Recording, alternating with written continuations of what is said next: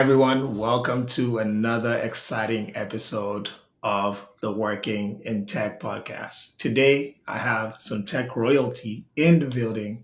Uh, LawrenceDCodes on Twitter. I don't think I can even do justice to your introduction, so I'll let you do Oh, you're doing great. About to ask you, who is this guy you're describing? It's not me. Royalty. No, you had royalty with Kelsey.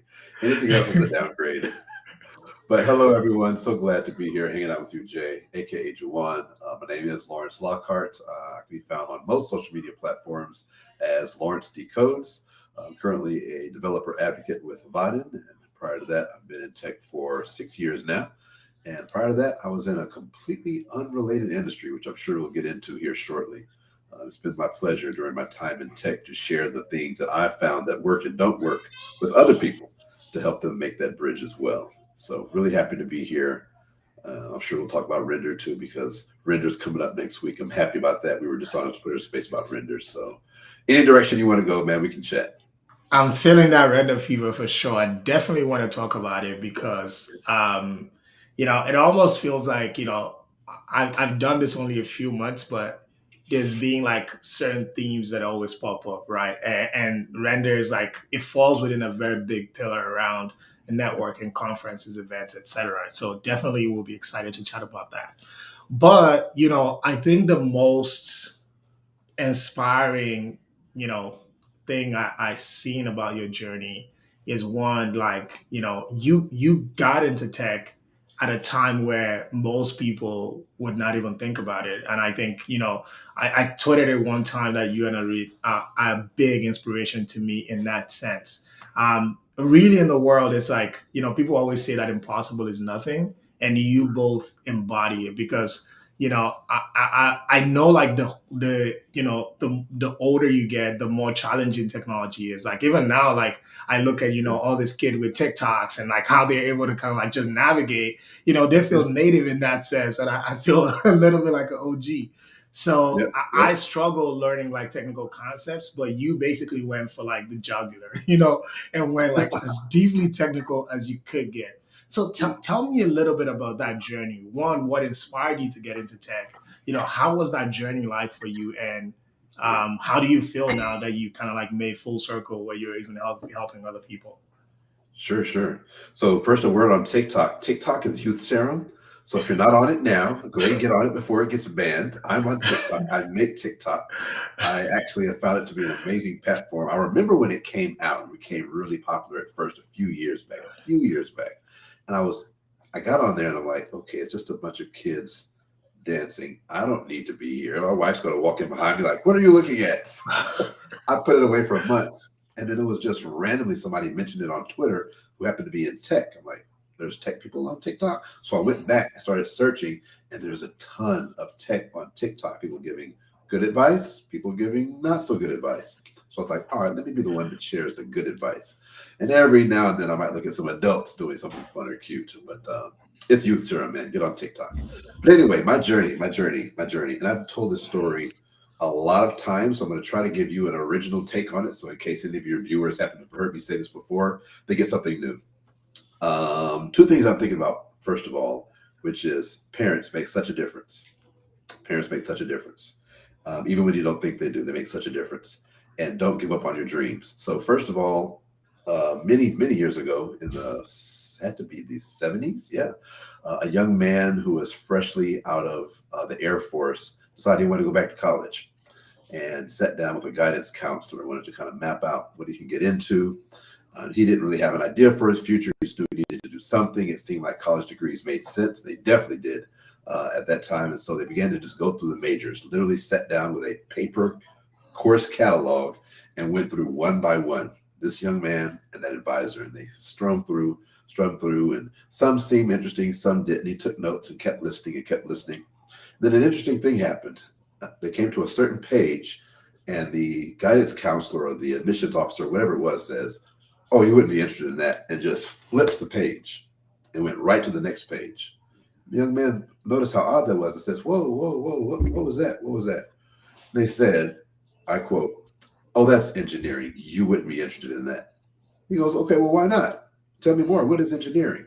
Oh, no, no, no. You don't have the mathematical background for that. And it went back and forth and back and forth. And this young man eventually went ahead and realized this was a high powered field of study that was going to make an amazing difference in the world and certainly in his local environment, but all throughout the country.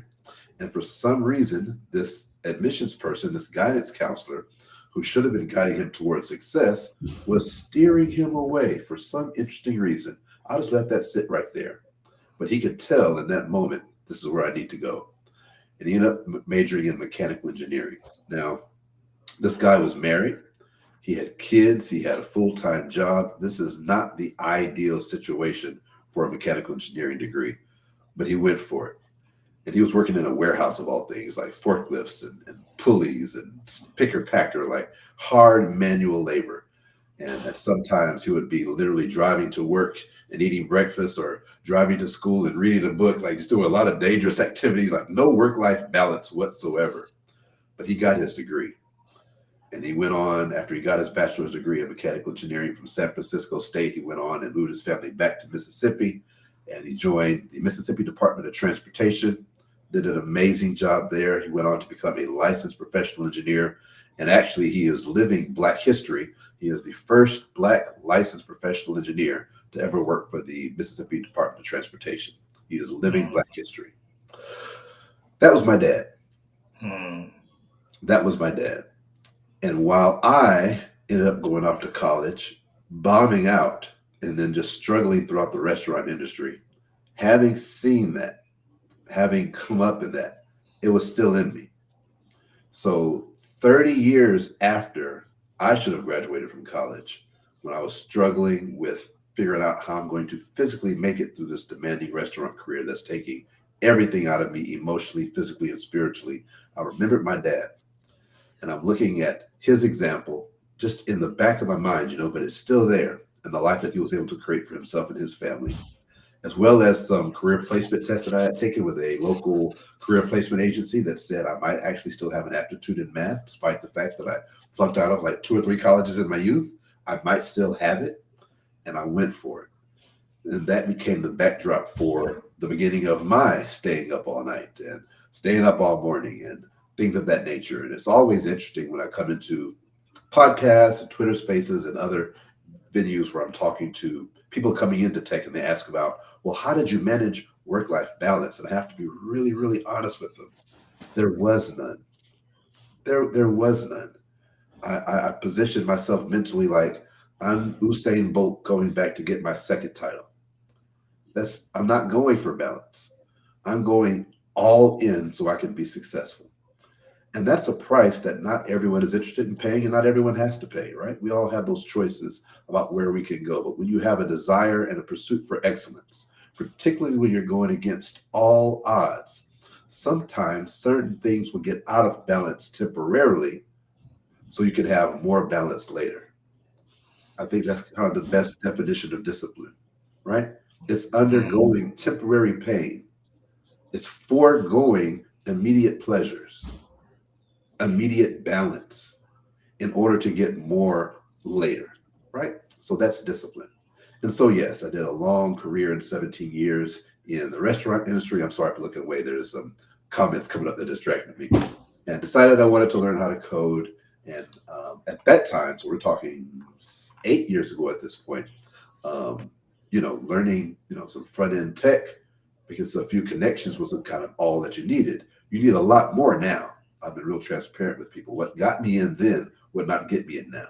But I went through some of the standard things that we talk about, like Free Code Camp and Udacity and an endless litany of Udemy courses, and got good enough to apply, but I wasn't really making any connections with any employers, not really getting any callbacks. The very few that I did, I wouldn't get past like the first round or so. So even after 2 years of going hard, I mean, going hard, hard, hard, the way that I try to get my mentees to go, still wasn't getting a lot of results until I connected with community. I think you touched on that earlier. So at the time, I lived in Oxford, Mississippi. The closest community that I could connect with was here in Memphis, Tennessee, which was a 90-mile drive away. I made the drive. mm, Made the drive. That wasn't fun. That wasn't convenient. I'm working 50, 60, 70 hours a week as a general manager of a fast food restaurant in a busy college town where I'm breaking up fights between drunk college kids at 3 in the morning after a bad football game. And then coming a couple of days later, like, let me drive to Memphis and see if I can network with people. Like that, it didn't even make sense, but it was the path that made the most sense. It didn't make sense in terms of my body, my energy, what I was interested in doing. I just wanted a job. But those connections and that community makes the difference. You never know who you can meet, even in just a meetup. That could be the referral or can at least point you in a direction that can change your whole life. So I was really happy to come up here, and people from organizations like Code Connector and the umbrella organization, the Memphis Technology Foundation, and all of their meetups, they took me in with open arms, which was amazing. This little middle-aged black guy from Mississippi is coming up like, I want to code. Like, y'all got a job for me? Like, who is this guy? They took me in, sat down. One of them looked at my resume. We talked about that. We went through my resume. One of them looked at some of my projects and portfolio. We went through that. All kinds of free mentorship. Next thing I know, I'm going from just being the guy to help move the chairs around to, hey, I'm actually helping to lead this organization. And now that organization. And now I'm on this board. And things kept happening. And the next thing I know, I finally landed that first web dev job at a little retail chain called Fred's. Anybody in the South remembers Fred's from back in the day? Became the web developer in the marketing department. And that was my transition from restaurant, where I've flipped burgers and did everything imaginable in restaurants. My last job was a general manager, actually, but I was still flipping burgers. You're always flipping burgers. If you're in fast food, you're always flipping burgers. You can be the GM, the DM, it doesn't matter. You get in and you're in a rush or they're behind, you're flipping burgers. So, still flipping burgers. I went from that to becoming a web dev at Fred's, and that happened, yeah, almost exactly 6 years ago. And the rest has been an interesting journey from there. I can keep going, but I want to pause in case you had anything or any direction you wanted to go. I could keep going and bring it up to now because other things have happened clearly. But I think that's a good pausing point. Yeah, I mean, I'm just in awe of like your story and like because again, it's been inspiring to me. But even hearing how you kind of like came about, it blows my mind even more. And I think there were two themes that you touch on that I just want to quickly like touch on as well. It's when you talk about like parents are important. I have a similar story to yours in terms of just being inspired by someone and kind of like I think it's so powerful when you almost feel like not almost feel when you feel like you have greatness within you. It kind of like speaks to you even in a moment. Your situation may not look like that, but Right, you right. know like you're made of more, if that makes sense. It And does. you it always kind of like it's almost like when they say like it'll bring you home. You kind of like you feel that unrest, and until you get in that position, you never really stop. That's one, and then two. I shared something about that literally today, where I said, you have to be willing to be uncomfortable for like 3 years of your Yep. life, Yep. so you can be comfortable for the rest. And it's like you know, a lot of things get Hard. celebrated, talked about work life balance, this and that. And all of that is great because it's toxic to not have that. But you can never make something that's like a seismic shift, right? You're traveling the globe, you work for a truly global company, you're going, to all of these amazing conferences, being around amazing people. That just doesn't happen at a click of a fingertip. And it's great Right. that people want that lifestyle. But it's like, what are you willing to give for that? Because that is ultimately excellence, right? Like that's excellence showing up. But you don't get to be around excellent people without being excellent yourself. And you don't get to be in Yeah. excellent positions without being excellent yourself. And what it takes oftentimes is our work. I think it's one of the reasons why I've loved tech from day one, right? Seeing that, regular, average, everyday people can Right. work their way to becoming something. And that gives me hope, especially when you think about you know, America that hasn't always had equality, that hasn't always had, the right representation, that hasn't always had this many different things. To have, it's almost the one industry where it's almost like a one for one. Not saying it is, but because also like you have to still give yourself that unfair advantage, but you can go build a community. And the great thing is, people are always looking to bring other people up, especially when people show that they want to come up. And a lot of people talk about trying to come up, but not Oh a man. lot of people Everybody. do. Everybody talks about it. Listen, when I When I mentor people, because I do mentorship formally now. I just started that last year. I've been doing it informally for years, but I started it formally just late last year. I've learned to listen for two things in the process of those initial conversations. And you've touched on it perfectly. So I guess you've been in my calls secretly. I don't know. But I'm listening for some evidence that they are a hard worker, because that, just being able to dig in deeply, that will carry you, that will make up for deficits in education, deficits in background, lack of privilege, lack of a lot of things. If you're a person who's willing to dig in deeply. So if I have someone who's reached out to me, let's say I got to make a TikTok and I talk about here's a good example. I talk about some opportunity. Hey, company X is offering an apprenticeship. It starts on June the 30th and it's for software engineers. If a person comes in my comment and says, "Hey, where's the link?" I know this is not the right person.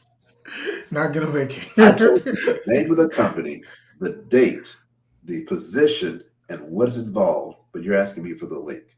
Well, that means you don't have that bone in you to dig deeper. And success in this industry, both for making transitions into tech as well as thriving once you're here, is all you have to have that bone. It's like a gene in you that wants to dig deeper, to go a little harder. I'll never forget early when I met my main man, Danny Thompson. We kind of came up in this game together here in Memphis, even though he's out in Texas now. Trader, no, I'm just kidding. That's my man. We came up together, went to the same boot camp together, went to a lot of the same meetups together. I remember early on in one of our meetups, when I was just listening to him introduce himself, talk about his background and things that he was doing.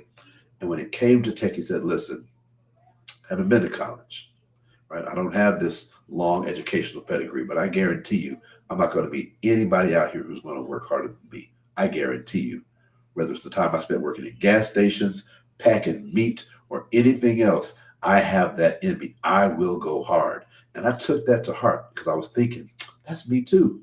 That's me too. Like when I was in the restaurant business, I go hard. I was known for being fast. Most of my promotions had to deal with just how fast I was, just sheer speed. I don't care if it was making sandwiches, getting orders out. I would just bum rush anything.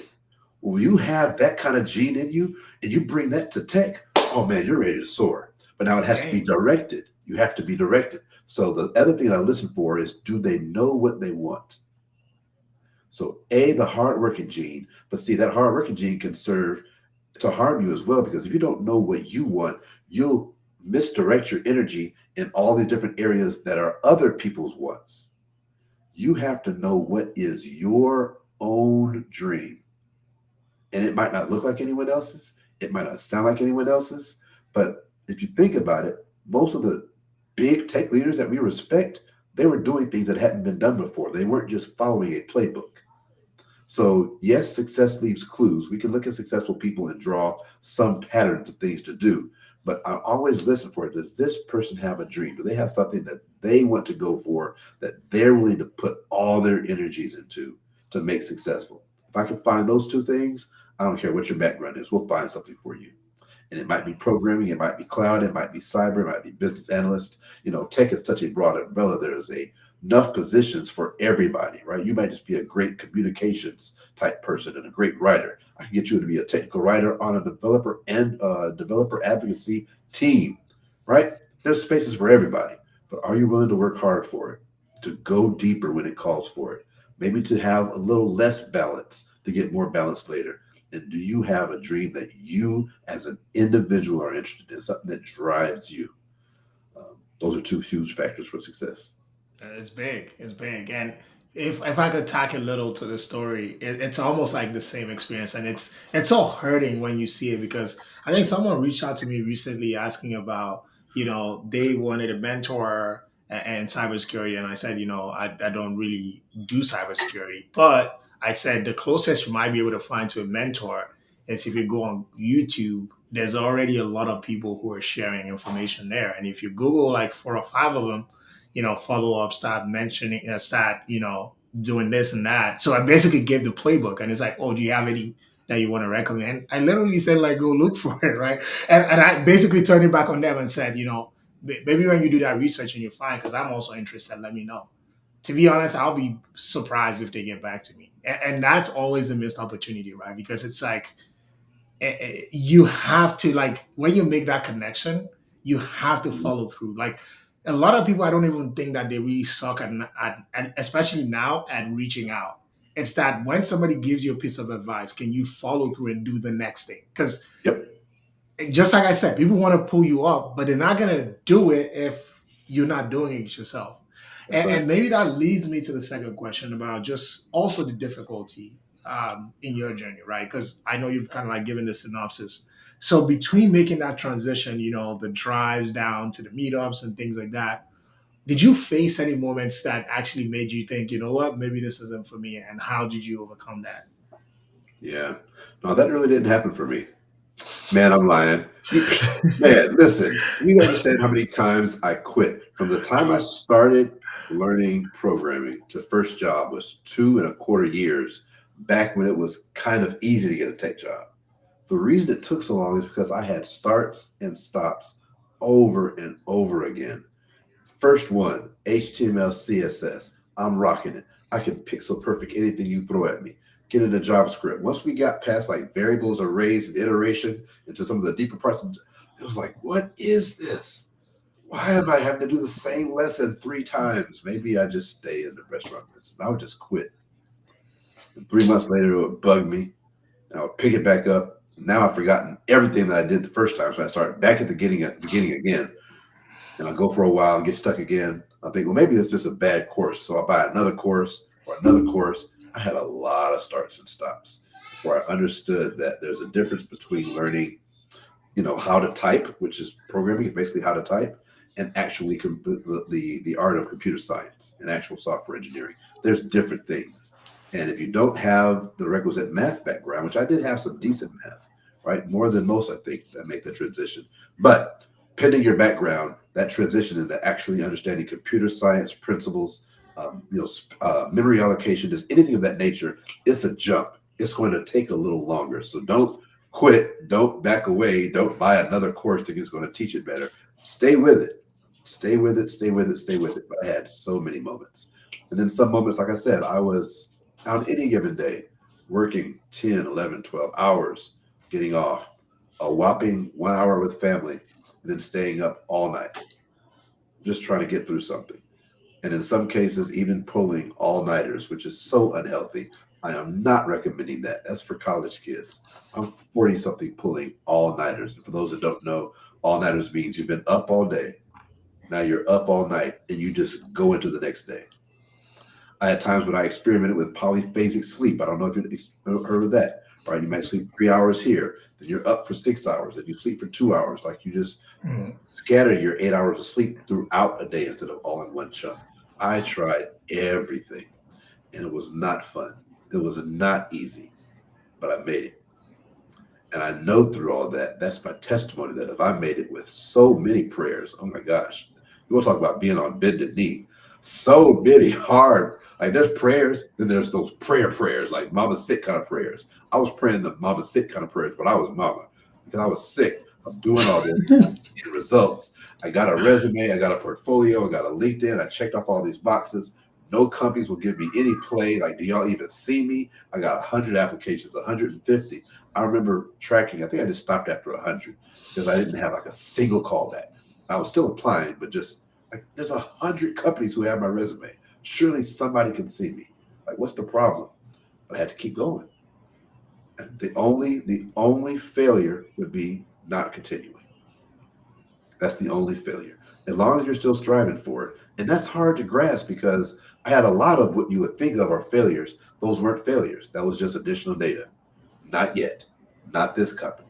Not that company. Not this opportunity. That's just additional data. Only failure would be stopping. And so, fortunately, after stopping multiple times, I did keep going until I landed that first position. And I think that you touch on something very important that I think a lot of people talk about, but I only didn't connect it with this just now because if you think about it, typically, if you're working a minimum wage job, you're not going to apply to 10 jobs before you get one, right? Oh, Because they're just looking for people. yep. But when you make this step up, nothing prepares you for that challenge, right? Especially when oftentimes you're not doing any preparation. Like if you go into work at a fast food restaurant or you go work in a call agency, you don't have to do any preparation. You just have to show up as you are, Just show and they're up. going to teach you everything.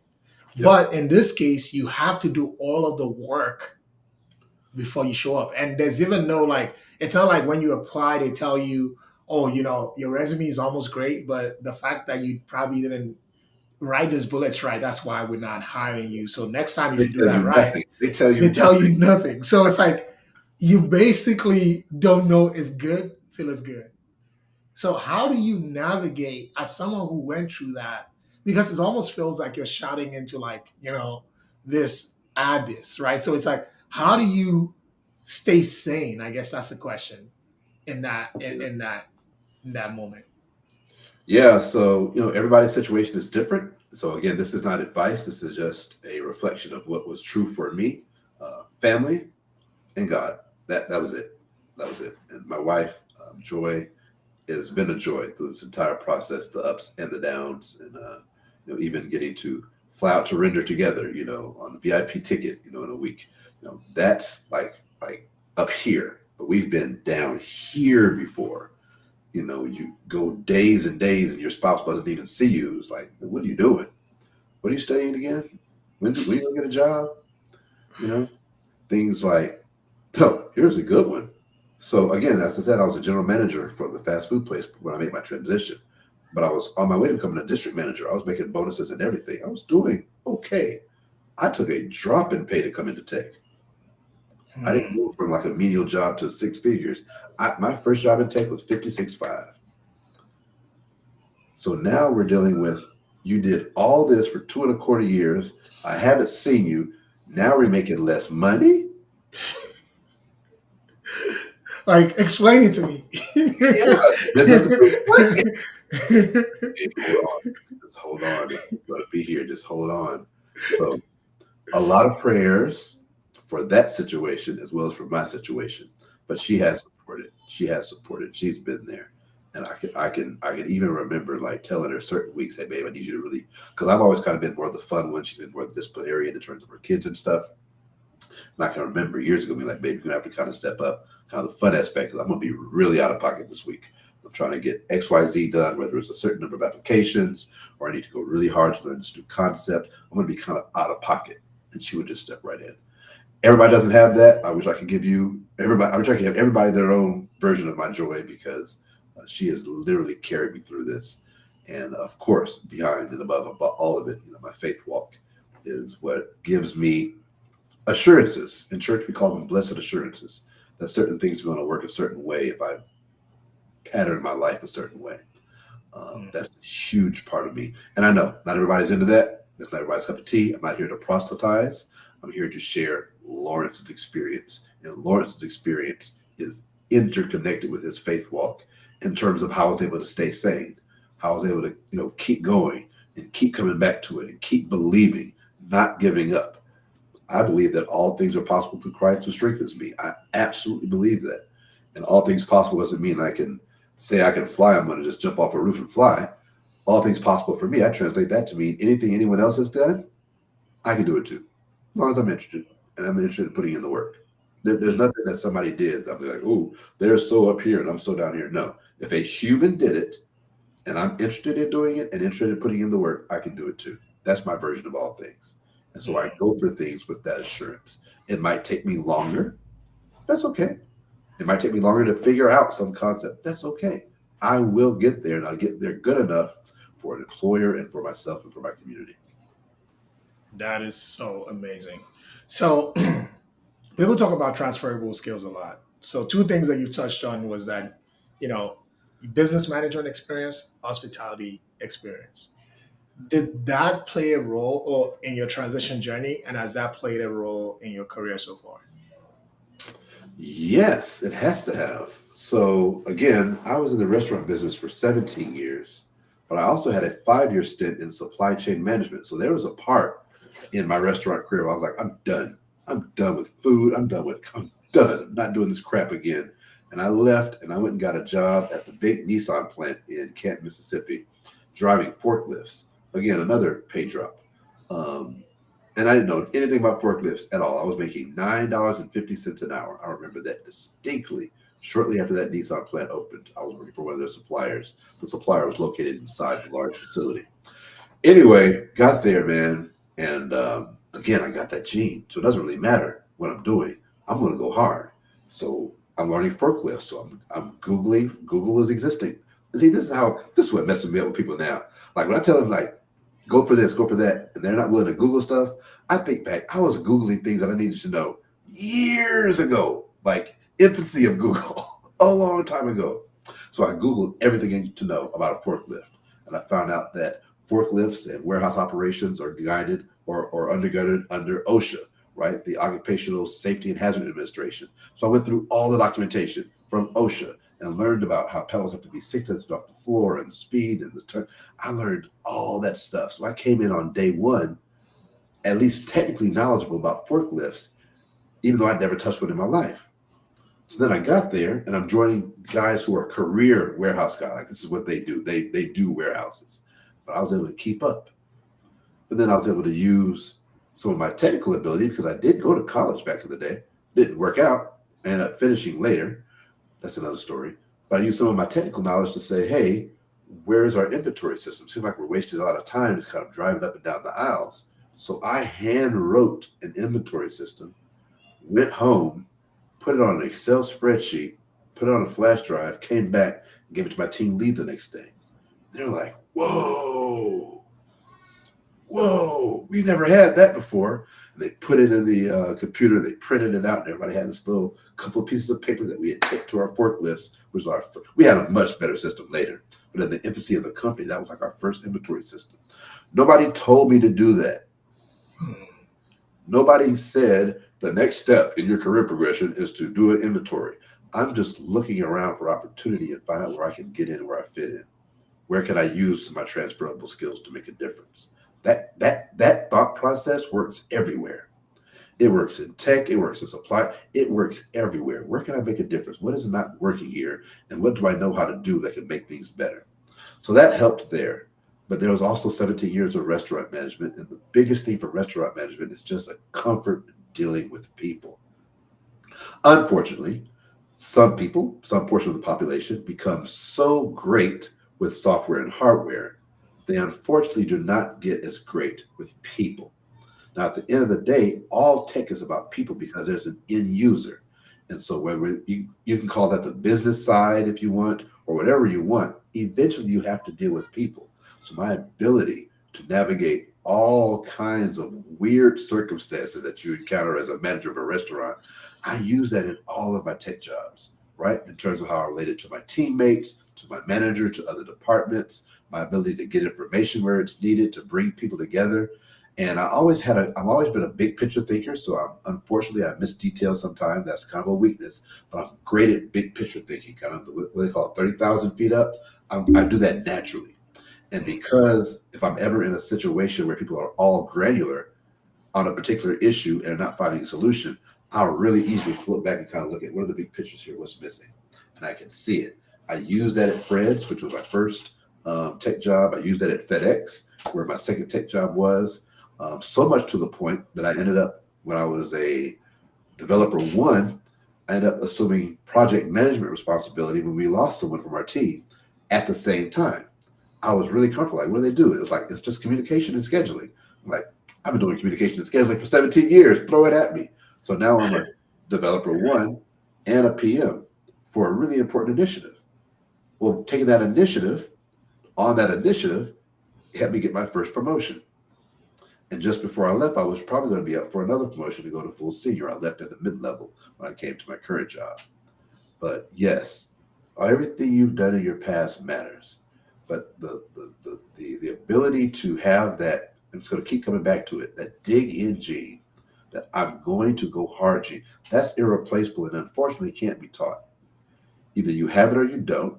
If you don't, you should investigate, how can I get it? Like, what do I need to, how do I need to, what kind of practices do I need to do? Are you the type of person that wants to go hard? Now, if you're not, then that's cool. I'm not putting that on everybody, right? You might be cut out for the soft life. Congratulations. Enjoy it. I have no hatred for that. Love you for it. Enjoy it. But this tech game, particularly right now, the level of competition that's existing in the playing field right now, this demands more. I said earlier, what got me in then won't get me in now. Now demands more. And the evidence that you have to be able to show of your capabilities, it has to be on point.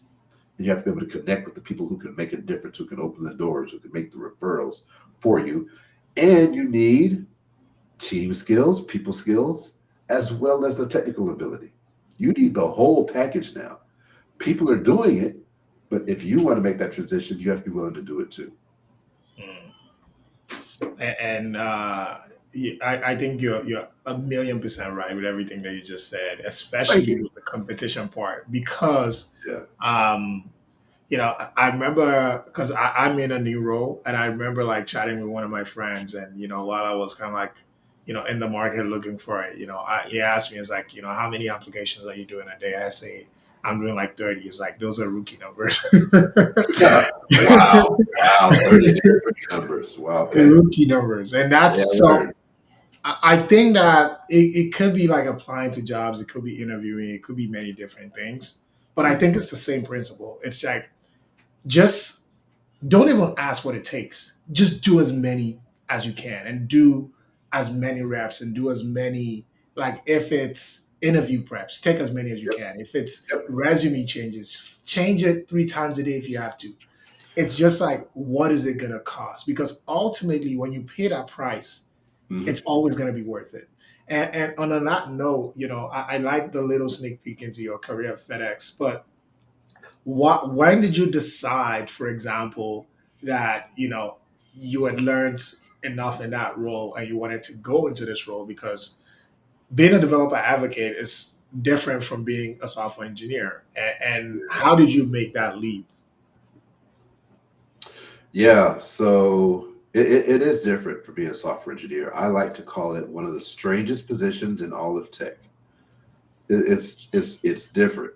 It's different because A, it's not as standardized, right? Software engineering is a discipline, right? Computer science is a discipline. You can get a computer science degree. There's a level of standardization there based on the mathematics principles that all computers are built on. Okay. You don't have that with developer advocacy or developer relations.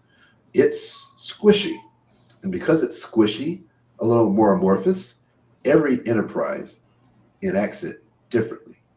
So you may go through a complete interview phase with company X, think you understand what DevRel is, we'll call it DevRel for short, go to a company B, and it's done completely differently, right?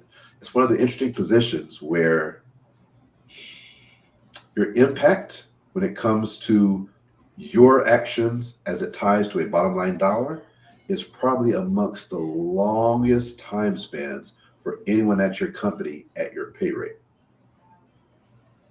And that's something to digest because just jumping in because, oh, I saw Jawan's a DevRel at so and so, and he just flew to Portugal and now he's using his laptop in Brazil. That's not DevRel. That's just a quick picture. You need to understand that you have companies' demands to consider at all times. All of us are being paid for a reason, and all of us are being contributing to a bottom line dollar at the end of the day. But your output, the things that you do, whether it's videos, whether it's conference talks, podcasts, whatever you do, your work, it's tied to a bottom line dollar, is among the absolute slowest from any position that is at your pay rate, which means in some cases, you have to fight hard to justify your existence. Mm. So the first thing I would say to anyone considering DevRel, not that you asked that, but I'm throwing this in as a bonus, consider that as part of your new, as a software engineer, your code goes in the product goes out the door, the product gets sold, dollars in. It's really direct, unless you're working on an internal tool, but those are cool too. But DevRel is not like that. DevRel is sales without having to sell. It's software engineering without having to put product out the door. It's a combination of things that are all, again, a little squishy and handled differently. So for me, having known a bunch of developer advocates at a bunch of different companies, because I've understood the power of community from day one, the power of community is tremendous. You can literally come from any background in the world And in the course of being in tech for 2 to 3 years, acquaint yourself with enough people and add enough value to their life where it's like you have your own network as if you had gone to college, right? Something that back in the day, it was like the good old boys network. They all went to Yale together, or they all went to Stanford together, they started the company together. And here you come, random Joe off the street. You don't fit in, right? You're not part of that clique. You can make your own clique now Mm. if you're diligent about it and you're purposeful about it. You're there to give and not just take. You can make your own clique. And so I made my own clique, and it happened to have a number of developer advocates at a number of different companies. Now, as I would listen, ask questions, but also watch. Thank God I talked about parents earlier, but bring this back up. My mom is nosy. My mom has always been so nosy. She stays in everybody's stuff. But I love it because you know what that did to me? It made me nosy too. And you're not going to do something and you're within proximity to me, and I don't know how you did it. If it's something that I'm interested in, or how you, I'm not, I might ask you directly, or I might just watch. I'll go to your LinkedIn, your Facebook. I will scan the entire internet to know how did you get where you were. So I did that with a lot of developer advocates who were in my network and began to understand what they do. Much of it looks like what I do on my own. So if you go back to the FedEx years, I'm working a regular 9 to 5. I'm in my tech job now. I made it, so to speak. But after work, I'm making video content to teach people about tech, mostly about how to come in, but still teaching. I'm making short form video. I'm doing long form video. I'm running meetups. I'm giving talks. And even last year, before I got my DevRel position, had 2 really big talks at really big conferences.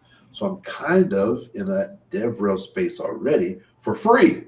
So knowing that people are doing this for pay, I'm like, I'm in. I'm in. I'm in. Sign me up. I wasn't strategic about it. So the first one I went for, I didn't get that one. The second one I went for, the position just up and closed on me. The third one I went for, what happened? I was just legit beat out. And I was beat out by a really good candidate. Like, she's top notch. I didn't mind that at all. But the fourth time around, so I've gone for 3 developer advocate positions before I got the current one. I want to point that out. 3 failures before I got to my success. After none of my failures did I get on a Twitter space and say, I don't know, I like some of the questions we get, but some of them I don't. Because sometimes the only answer is you got to just go back to bat. You're literally asking, I struck out, what should I do next time? Go bat again. Go bat again. Like, practice some swings. Okay, that's interview prep. That's leak code. That's neat code. That's, get some swings in, then go back and bat again. Sometimes you just have to go back and bat again. And so I went a fourth time, but this time I said, let me leverage my technical experience specifically at FedEx and see how I can use that for my DevRel future. And that means the tech stack specifically. The team and the org that I was in, we are a complete Java shop. Just Java. Java, Spring Boot, Spring Data, just Java, and OCI. But Java was our jam. So I have 4 years solid Java experience. None of the DevRel positions that I went for prior specialized in Java per se. So I said, hey, at this next at-bat, this 4th attempt now to try to become a developer advocate, let me specifically target a Java-related developer advocacy position. There's not a lot of those. There's some, but there's not a lot. But interestingly, for whatever reason, people run away from Java. I don't want to do Java. It seems so hard. It seems so this. It seems so old. Java is literally almost the exact same age as JavaScript. Everybody stopped saying that, first of all. All right, they came out around the same time. Sun Microsystems and the other one. I can't even think of it right now. They're literally around the same age. But anyway, there's less people in the Java ecosystem than the JavaScript ecosystem. So by specializing in the Java ecosystem, I'm at a statistical advantage. There's just less competition. And I found a company and I interviewed, first interview, behavioral, second interview, final, killed it, got hired at Vaden, started in August of last year. So I'm coming up to my 1-year anniversary as a developer advocate.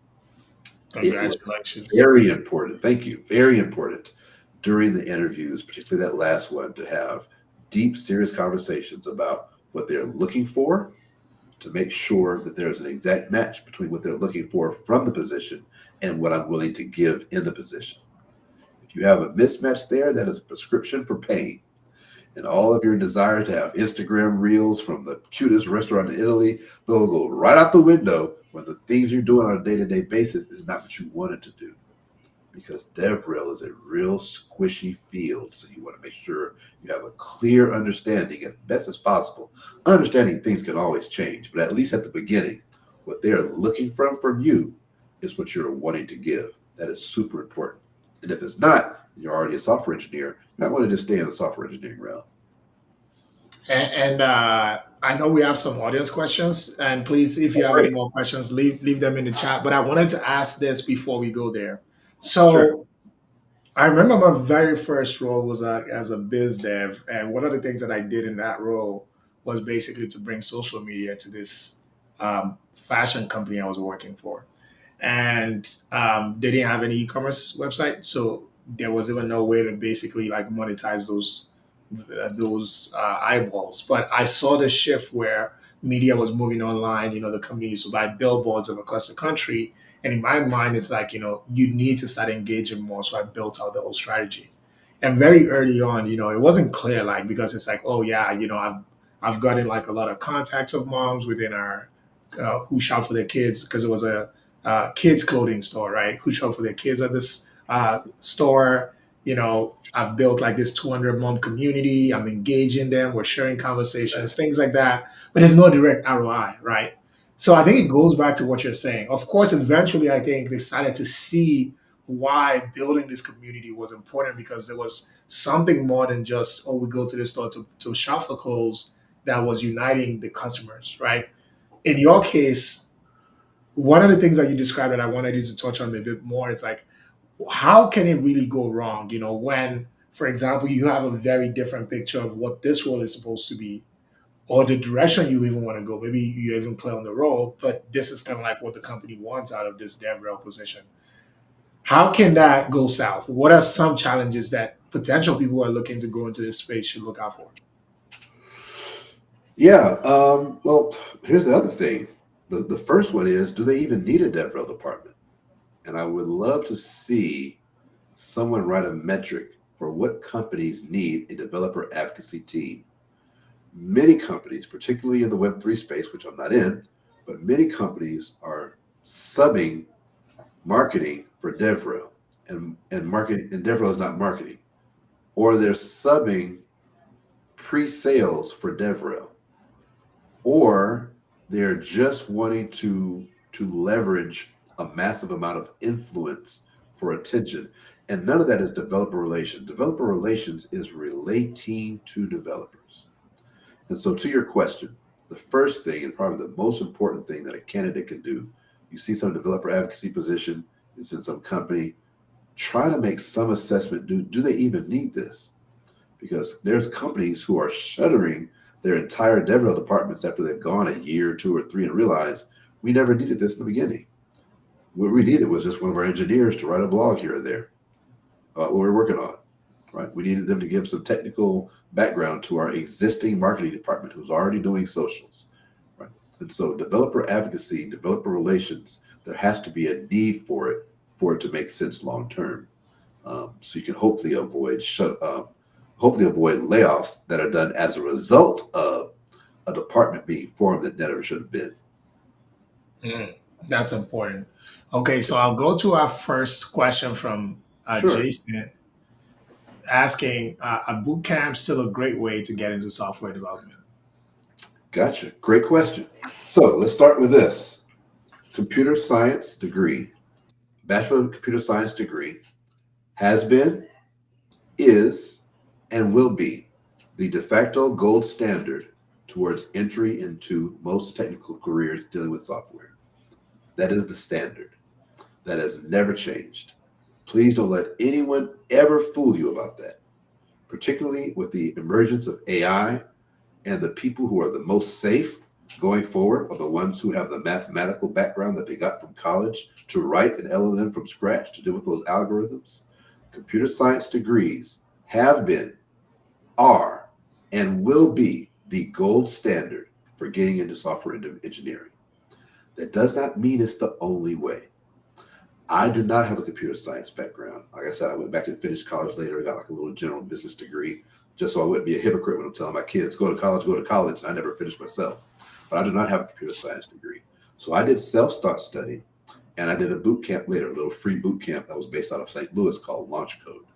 I would call that the second best way to take care of one component towards getting us into software development. Let's call them the three E's of getting into software development. Where's my three? Three E's: education, experience, and your engagement with people. All right. Whoever you are, random Joe, Jane, you're doing one thing and you want to get into tech as a software developer, a programmer. You need those three E's this day and time. You need the education piece, the experience piece, and engagement with other people. The boot camp can provide the education piece to a certain degree. Okay. It might be 6 months, 9 months, a year. Understand when you get that, I've gotten 1 year of education and I'm now in competition with people who have 4 years of education. Just internalize that. Don't fight it. People who are fighting are the ones who are having the trouble because they're trying to make something be true that's not true. You're in competition with people who have 4 year degrees. Now you can do it. I've done it, and a ton of people doing it. Tons of people have done it. But think about what is required. What is your experience piece going to look like? Tons of ways to make your own experience. I always say, if you submit your resume to a company, they call you in for the interview, you go through the first interview, then they reject you for not enough experience. Please understand that is a code word. They knew exactly what your experience was when you applied because it's on your resume. What they're telling you is, we don't trust you with our code based on everything we're seeing. So you have to figure out how to develop your own experience. That's not necessarily job experience, but experience, because that's the second E. And that can be deep personal projects that are actually deployed, actually do something. Like building a SaaS is a great idea. Think beyond just some site. An actual SaaS would be great. An integration on top of an existing LLM is a great idea, or any other API, right? But something that works and is deployed, something that one click, anyone can see the result of your code. Okay, that's an example. Open source projects are examples. Hackathons are examples. Community leadership can be an example, though it's not technical. It can contribute to making your profile more believable that you belong in the space. But certainly starting an entire company and getting freelance clients, all these are examples of things that you can do on your own as an individual. I don't care if you're working as a mechanic or at Taco Bell. You can do these things to bulk up your resume at LinkedIn so your profile looks trustworthy for a company to hire you and trust you with their code. Education piece, experience piece, but then none of that is worth a hill of beans if nobody knows who you are. So eventually you have to connect with people. Your engagement with people, which can happen on podcasts and Twitter and LinkedIn and conferences and meetups and Discord groups and social groups. There has never been an easier time to connect with technical people than there is right now. My age, I'm 51. Back when I screwed up college in my youth, like 80s, 90s, if you just wanted to connect with tech people, it was impossible. There were no open community. It was impossible. You could not do then what you can do now, which is just look up any random famous tech person's Discord, join it, and get in the conversation and make yourself a friend. You can do that for free. You just have to want it. Do you want to do that? Do you want to take the steps to connect? That way your people engagement pieces together. So to the question, a boot camp can give you a portion of your education experience, but don't think that's going to get you into software development, which was your question. You still need the experience piece and engagement with other people. 3 things that are absolutely required. It's so important, the part you talked about, um, how how important and useful social is. I read a book by a billionaire tech author. Uh, I was so inspired by this book that I reached out, DM'd him, and he responded. Like, See, you have that gene. You got that gene. You don't care. I'm Honestly, like, you I'm will like, ask I'm anybody. like, there's no way, no. as a matter of fact, when I sent it, it was just like how inspired I was. And I'm like, I'm just going to drop this here. It doesn't matter if you respond. Again, I just feel this. And in my mind, it's like, if I wanted to pitch a company, that's my end. If I was looking for a Right. role at that company, that's my end. And it's like, not enough. Like, we know, like, the ability to troll people and drag people and, do all of this stuff. But it also is powerful in a positive way, especially because I imagine a lot of people probably message, they don't get a response. But Yep. again, the structure of the message, all of that probably plays a role. So again, this it's probably a hard time, but also maybe there's no better time. Mm. Our second question is from Rayan, and is there's so many certification options out there. How do you pick one that's worth getting for your career? Yeah. So there's a ton of certificates. There's not a ton of certifications that are industry recognized. Hmm. So let me just help your question first of all. There are millions of certificates. All a certificate says is you passed some test. There are not many industry recognized certifications. So the way you do it is you start with the end in mind. You kind of Stephen Covey's principle. Let's say you're interested in being, I don't know, a cloud engineer, right? That's an easy one. And you ultimately want to be a cloud architect. Okay. The easy thing to do is someone should this is the kind of project people should make. Like, I don't know what kind of project to make. Here, make a project that helps you.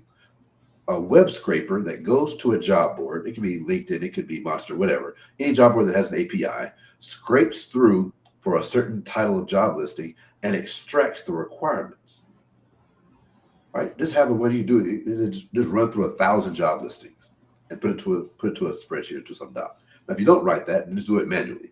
Right? You can just go. You can do today. Do 20 a day. I want to know what a cloud engineer does, what is required, and you go through it. You look at their must-haves, not the nice to haves, but the requires. Within that required will be something regarding a certification. After a while, if you have 100, 150, 200 of them, you're going to notice some certain trends like, hey, they're all asking for the AWS Prac, or they're all asking for that, or they're all asking for this. And that'll tell you what is already being recognized by industry. So rather than me telling you, hey, you should do this one or that one, I'm just some guy. I'm not hiring anybody. And I'm saying that for a reason, because I love the question and I'm going to answer the question, but I want you to think about what I can do for you. I can't hire you. That's a question better directed to get the data source from the people who are doing the hiring. And they tell you exactly what they want in the job descriptions. So go to the job descriptions for whatever you're interested in and see what is being asked for specifically. Then also pair that with getting information from people who are in your niche. So if you're in cloud, go follow the cloud people. If it's cyber, go follow the cyber people. Get on the cyber discourse, get on the cloud discourse, get on the AWS or the GCP or the Azure discourse. In the process of conversation, they will tell you what kind of certifications that are needed. Now, there are very few tech jobs that really need certifications in the first place. I don't know the GovTech side of things. They have their own. So I'm just going to kind of put that over there. Like, get with Simone on that. I don't know that side. But AWS is really, really clear. It's a very clear track. GCP, Azure, very clear tracks. Um, um, what is it? A plus, Network plus, Sec plus. What was that by? I can't even think. CompTIA. CompTIA. CompTIA. That is a wonderful, wonderful beginning to a technical career for those who have zero tech background. They don't know a bit from a byte of CPU from a G. That is a wonderful way to just understand what is tech. We call it the trifecta: A plus, security plus, network plus. It will not lead you wrong. And from that, you can build on top of that in any number of directions. You can go from that, you could literally go from A plus, network plus, sec plus. You could start with that and go into a cloud route. You could go into a sysadmin route like RHCSA. That's from Red Hat. That's a certification path. Like I said a cloud path. You can go a cyber route from those three because you need the networking part. Like, going into cyber and not knowing networking is just weird to me. And I'm trying to like pause people like, I'm gonna do cyber. Like, all right, great. What's your understanding of networking? If you don't get networking, you're not going to get very far in cyber. You have to learn it like before or later. But if you do that trifecta, network plus, security plus, and the A plus, you will have a solid background that can lead you in any number of directions. They might not get you a job immediately unless it's help desk. You may or may not want to do help desk, but they can be a foundation to go in any number of certification type directions. Again, cloud is one. Um, um, sysadmin slash Linux engineer, that's one. Cyber, that's one. Software engineers don't need certs. There's only a certain level where a certification provides an extra level of justification of what you're trying to be or do. Like there's a certain point where I'm really considering the Java certification. I've never needed it, but I'm now in a space where I'm trying to position myself as a Java leader, right? Not just a Java user. And so that certification is helpful from that perspective, not from the perspective of getting a job. No software engineer needs a cert for a job. If someone tells you I have a software engineering or a programming cert, you just internalize it to mean they have a certificate, just some rinky-dink piece of paper that says that I passed a test that no company is going to ever recognize. And I know that because I've searched 100 positions and I've never seen your cert. Let the data come from the job descriptions of the job you want. That is such a powerful take. Thank you. I take that same tack. So I've never wanted to get an MBA, but guess who's going back to school to get an MBA? Because Check you maybe out. maybe every You out. out of five, 4 out of every 10, 4 to 5 out of every 10 job listing for product management always ask for an MBA. Really Always. Yep. So interesting. I've seen it enough to where I'm like, you know what? You win. Interesting. And it's like it's a thing for the companies that hire. So it's like don't swim against the tide, and it'll speak to you. So mostly for most product management roles, I think three things that I see a lot is SQL, Mhm. PMPs, and then MBAs. Those three things very Gotcha. important. So that's gospel right there. Yeah, facts. Good stuff. So, final question that we have is how do you approach mentors in a way that doesn't tick them off? This is a great question. We're at the end, aren't we? Oh man, I could talk Yeah. about this for an hour. Who is that? Janine? This is such Yeah. a great question. Oh my gosh. I don't even know which direction. I have so many thoughts in my head. Oh my God, such a good question. Very often you will hear advice get a mentor. You need a mentor. I very seldom give that advice because it's not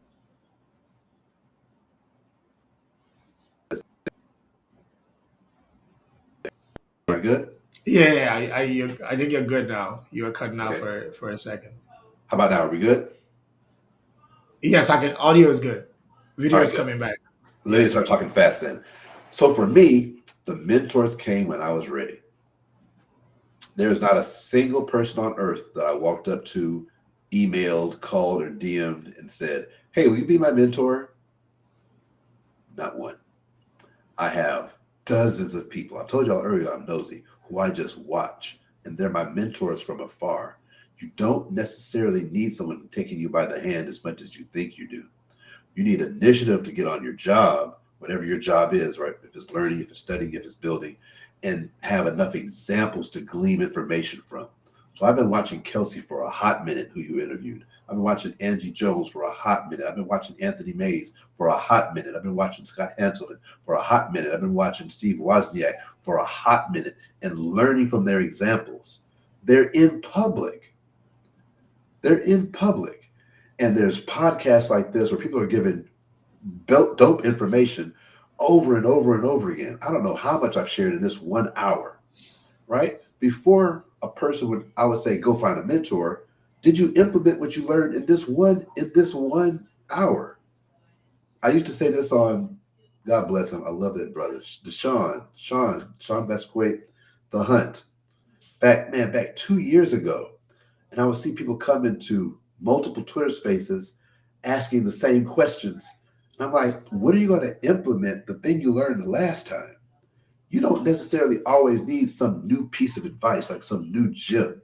You need to go hard on what you already know. And so for me, I have never asked anyone to be a mentor. not directly like that. I watch people and I show up. This is important. And to their question, because she said in a way that doesn't take them off, I show up in places where I appear genuine and helpful. I show up in places. So I show up in a meetup or I show up in a Slack community or whatever. And as a result of showing up genuinely and in a way that's helpful, opportunities and mentors come to me. And so when it came to even getting this job now, which is my highest paying job so far, this was a level of income that I wasn't used to. I haven't negotiated at this level. When I hit Anthony up, we already had a relationship. And he gave me everything. Like he gave me everything I needed to know all at once. I was like, here's what I know, here's what I've considered, here's what I'm thinking. What would you add to that? Oh man, a lot. Listen. And he gave me a whole, but I never said, will you be my mentor? I was just his friend. And I respect the brother and I show him love. And I'm not just kissing his boots or anything weird. I'm just a decent person. And because he is in a much more experienced position, and I've shown myself as a genuine, decent person, he's a person that wants to give to me. Understanding there's someone else exactly like him who's not a giver, right? That's why it's hard for me to answer that question, because if I go to the person who's not a giver and I do all the things to get a mentor, they're going to shut me down. Then you're going to think that I was lying to you. It's not that I was lying to you. Not every person is made to be a mentor. Not everyone that knows, not everyone that knows how to do a thing knows how to teach how to do a thing. Doing and teaching are completely different skill sets. So to wrap it up, what my experience has been that has worked very, very well is to continue to observe people who seem to have something to give to me. Continue to show up in more and more spaces. I accept podcasts and Twitter invites and things like this all the time, so more people can be exposed to as much of my character as possible. Not just how do I write Java code, but what is this guy made of? As a result, I get opportunities on both sides of the fence. People who sign up for my mentorship and people who are willing to mentor me. And I can give you a number of names. They haven't asked to be listed. I think Anthony's okay with me saying his name because we have a relationship like that. But I have a number of people, senior engineers, principal, like what we would call high people who feed into me that I've never asked. But I showed up as the type of person willing to learn. That's the biggest tip I can give you. And I think maybe don't even ask people to be your mentor, because that in itself sometimes just feel like it feels so high ticket. It's almost like asking someone you literally just DM for the first time, like if you're gonna marry me. Like it's a high commitment, The especially last when time I was asked that directly in a DM, I said, what am I going to mentor you in? And what they told me, I forgot what they told me. I said, I can give that to you in 2 videos. Here you go. Now what? game over. And what I'm finding is people are not really wanting true mentorship. They're wanting hand holding. Yeah, they And want there's who's gonna nothing do it about for this them. journey. There's nothing about this journey where hand holding will help you. Because when you get the job, there's no hands. You have to No, figure stuff out. So software engineering is a discipline of figuring stuff out. And sometimes the book hasn't been written and there's no hand to hold. And so that's mental acuity. That's putting this to work, right? Going to sleep thinking about it. That's what makes the difference. That's when technology gets advanced and you hear about new products and new features. Somebody's been using this to figure out some things that haven't been figured out yet. That's what you're signing up for. So it's good to start the beginning of that process in a similar manner. That's why they call it boot camps anyway, right? Why don't they call it summer camp? Boot camp, that comes from military. Right? That comes from military. It's designed to take this little fresh young thing and put you through a grinder where you come out a different person, capable of handling some stuff. That's what it's designed. It's supposed to be hard by nature because software engineering problems can be very, very hard, right?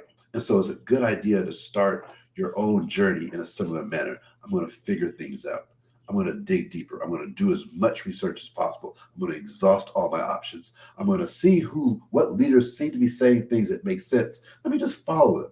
Not so they can have more followers, so I can pay attention to what they're saying. Right? That's the benefit of following somebody on social media. It's not to give them numbers. The numbers are meaningless.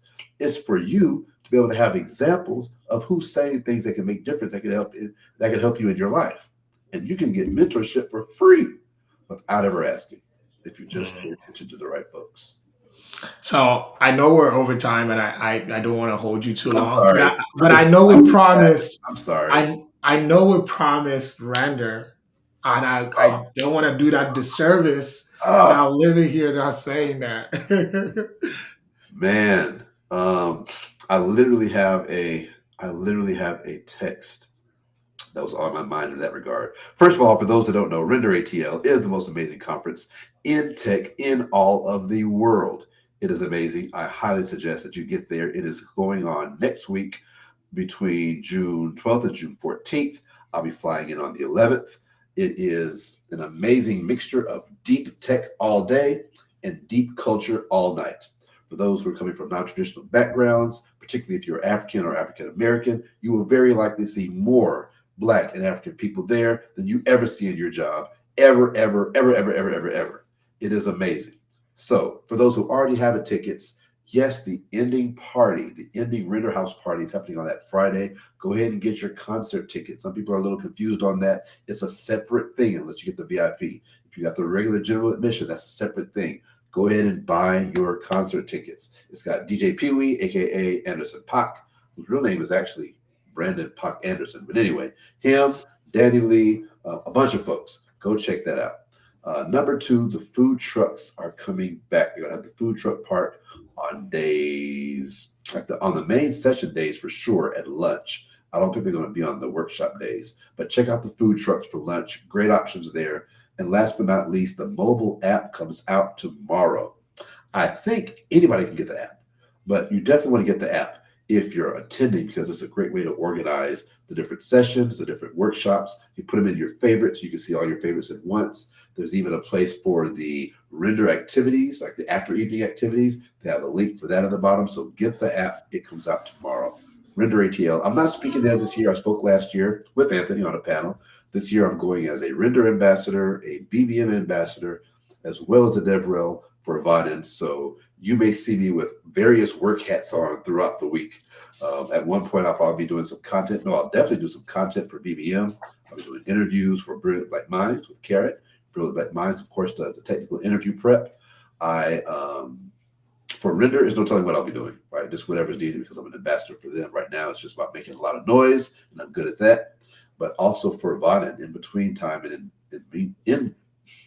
in time and in between time, I may be talking up some Java because Java is my jam. Vaden's a Java shop. It's just what I do. That's amazing, and I'm also gonna be there, so I'm Oh, really good. really looking forward I want to my selfie. meeting you I there. want my selfie. Really looking forward to it. Awesome. Thank you so much. This has Of been course. absolutely amazing. I'm sure a lot of people got value. If you got value, drop some fire and heart emojis in the chat. I know it's going to be a lot of watchbacks as well. But yeah, that's the show for tonight. Thanks for joining us. Going No, on a thank little break, you. but we'll be back Appreciate it. soon. All right.